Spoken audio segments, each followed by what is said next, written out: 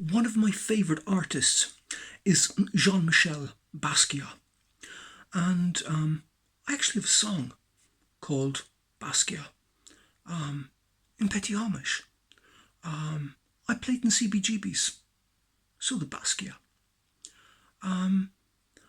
Basquiat is one of the most sought after artists for his work, for his art. He produced for an ephemeral period, so his artwork is coveted and in high demand, and in some cases reaches in the hundreds of millions. Basquiat was kind of, a scion of New York City. The energy of New York, the vibrancy of the city influenced him and affected him. Also, street art. He participated in street art. He was one of the first street artists, but he would go around New York assimilating and inculcating and replicating the best. He was autodidactic in a way, didn't really go to art school, but developed parameters, influenced by Pollock, by Klein, by de Kooning, and by Picasso.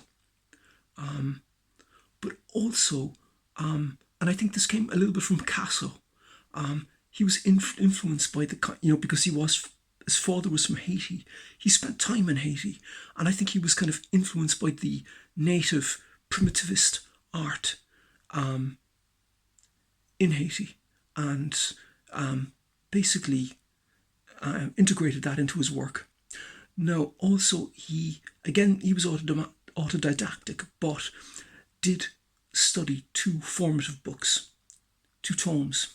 He studied Robert Farris Thompson's book on Afro and Afro-American art, as well as Henry Dreyfuss' book on semiotics.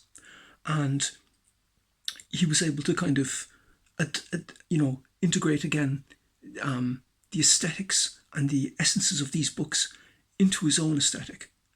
And again, he was kind of into figurative abstraction with text, using some of his kind of pithy aphorisms, like Semo, that kind of stuff, and kind of work that into his art. And also, from the semiotics, symbols, so symbolism, particularly the king sign.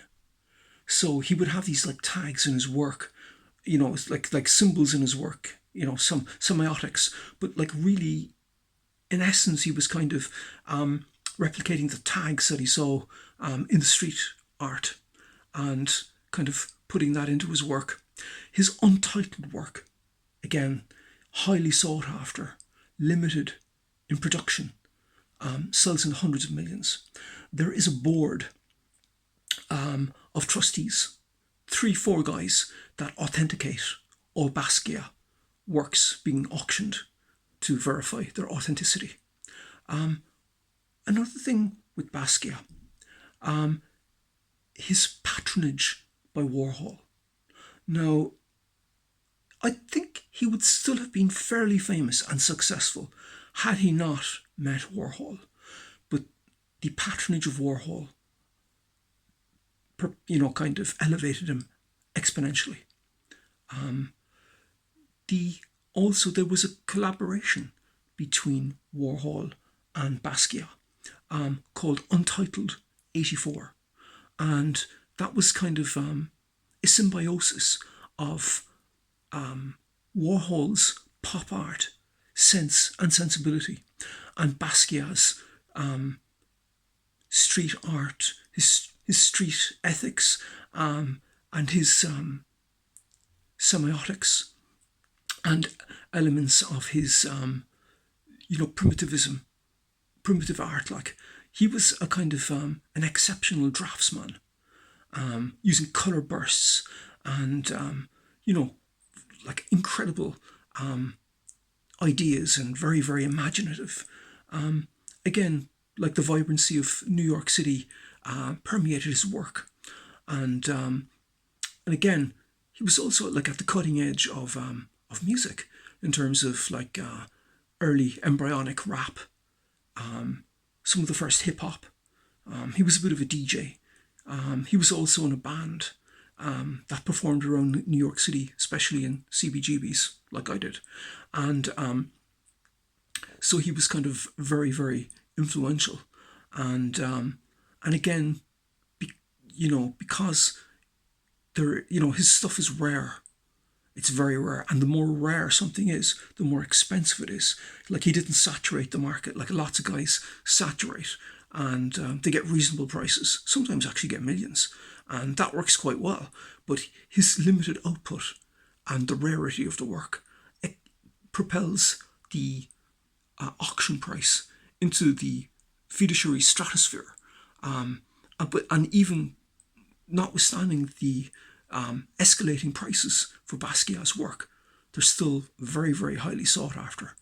And as I said, Basquiat is one of my favourite artists, highly influential for me. And also, I do have a song. Hopefully, I release it in the coming future, called Basquiat. That's going to be on an album that I plan to release at some point down the line. Thank you very much for listening.